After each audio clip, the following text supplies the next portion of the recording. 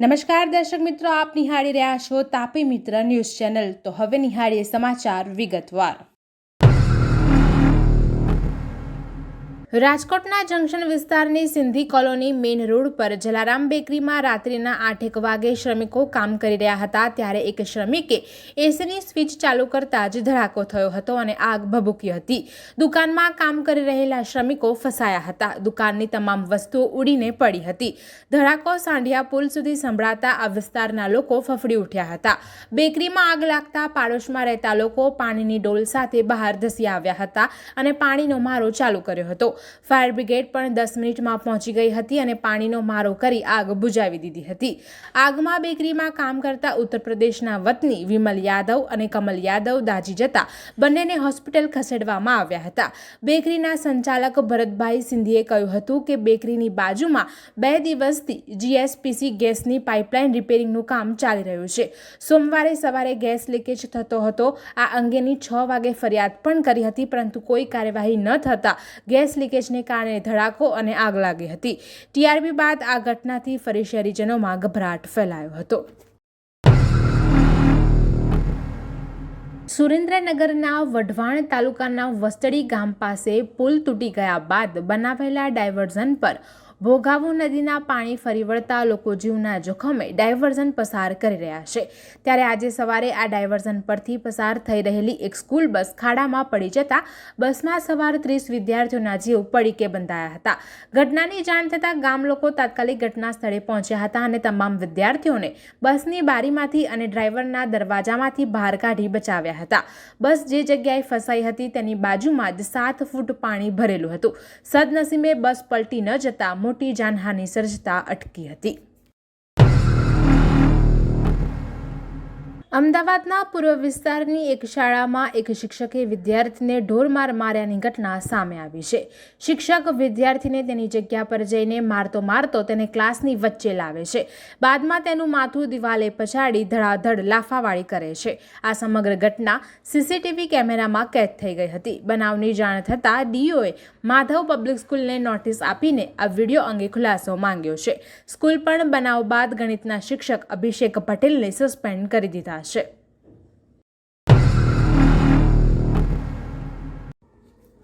ગુજરાતની જીવાદોરી ગણાતો સરદાર સરોવર ડેમ છેલ્લા કેટલાક સમયથી છલકવાની પરિસ્થિતિમાં હતો, ત્યારે આજે ડેમ પોતાની મહત્તમ સપાટી 138.68 મીટરે પહોંચ્યો છે। સિઝનમાં પહેલીવાર ડેમ છલોછલ ભરાતા મુખ્યમંત્રી ભૂપેન્દ્ર પટેલ કેવડિયા હેલિપેડ ખાતે પહોંચ્યા હતા, જ્યાં તેઓનું સ્વાગત કરવામાં આવ્યું હતું। ત્યાંથી નર્મદા ડેમ ખાતે પહોંચી સીએમ ભૂપેન્દ્ર પટેલે 1:15 વાગે અમૃત મુહૂર્તમાં નર્મદાના નીરના વધામણા કર્યા હતા। ઉલ્લેખનીય છે કે આ ચોમાસાની સિઝનમાં ડેમના દરવાજા 33 અલગ દિવસ પર ખોલીને કુલ 77.39 લાખ ક્યુસેક પાણી છોડવામાં આવ્યું હતું। વડોદરા કોર્પોરેશનના ફાયર વિભાગના હવાલાના ચીફ ઓફિસર પાર્થ બ્રહ્મભટ્ટ અને સૈનિક કર્મચારી વચ્ચે ફૂડ પેકેટ વિતરણ બાબતે માથાકૂટ સર્જાતા પાર્થ બ્રહ્મભટ્ટે માર માર્યો હોવાના આક્ષેપ સૈનિક દ્વારા કરવામાં આવ્યા હતા, જે બાદ ડેપ્યુટી મ્યુનિસિપલ કમિશનર હસમુખ પ્રજાપતિએ એચઓડી ડોક્ટર દેવેશ પટેલ પાસેથી અહેવાલ મંગાવ્યો હતો, જેમાં સૈનિક સાથે અણછાજતું વર્તન અને પાલિકાની છબી ખરડાવવાનો હેતુ જણાવતા હાલ ચીફ ઓફિસર પાર્થ બ્રહ્મભટ્ટ સહિત 3 કર્મચારીઓને તાત્કાલિક અસરથી સસ્પેન્ડ કરવામાં આવ્યા છે। ફરિયાદી અમરસિંહ ઠાકોર અને અમિત રાવને પણ સસ્પેન્ડ કરવામાં આવ્યા છે। મ્યુનિસિપલ કમિશનરે શિસ્તભંગની કાર્યવાહી કરી તમામને સસ્પેન્ડ કર્યા છે। પોલીસ ફરિયાદ નોંધતા મ્યુનિસિપલ કમિશનરે એક્શન લીધા છે।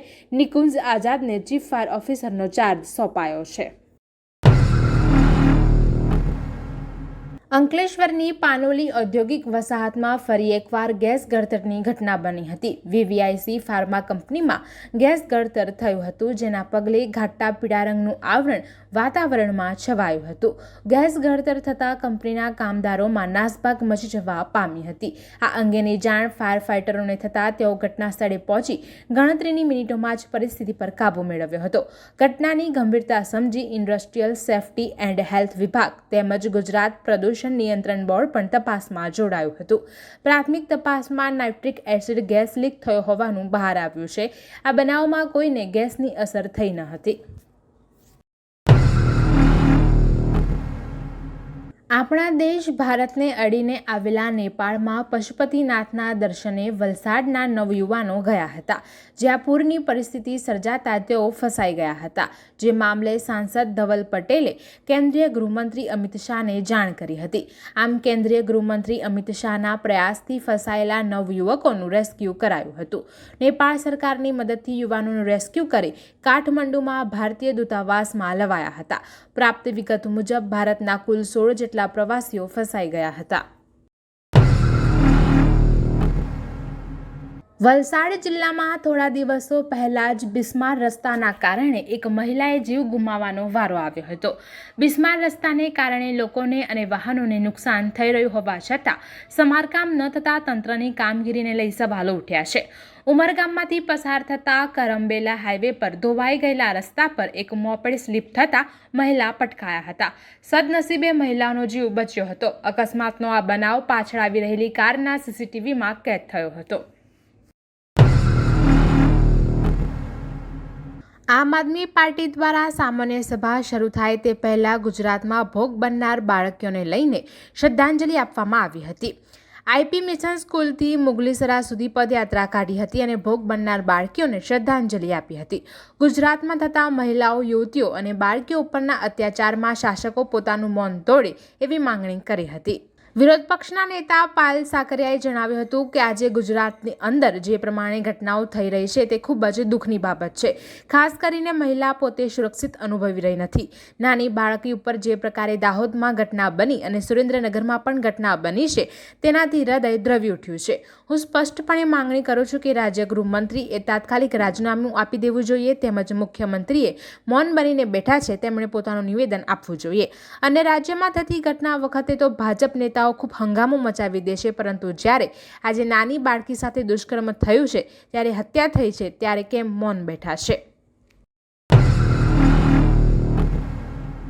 તાજેતરમાં દાહોદમાં માત્ર 6 વર્ષની બાળકી પર બળાત્કાર કરીને બાળકીની હત્યા કરી દીધી હતી. તેને લઈને સુરત શહેર યુથ કોંગ્રેસ દ્વારા કેન્ડલ માર્ચ કરીને ન્યાયની માંગણી કરવામાં આવી હતી. આ અંગે સુરત શહેર યુવા કોંગ્રેસના પ્રમુખ મેહુલ દેસાઈએ જણાવ્યું હતું કે ભારત દેશ હાલ ખૂબ ગંભીર રીતે પસાર થઈ રહ્યો છે. દેશમાં પ્રતિદિન મહિલાઓ પર રેપ કરવામાં આવી રહ્યા છે. આજે ભાજપ સંસ્કારની વાત કરે છે, પણ મહિલાઓને શિકાર બનાવી તેનું શોષણ કરવામાં આવી રહ્યું છે.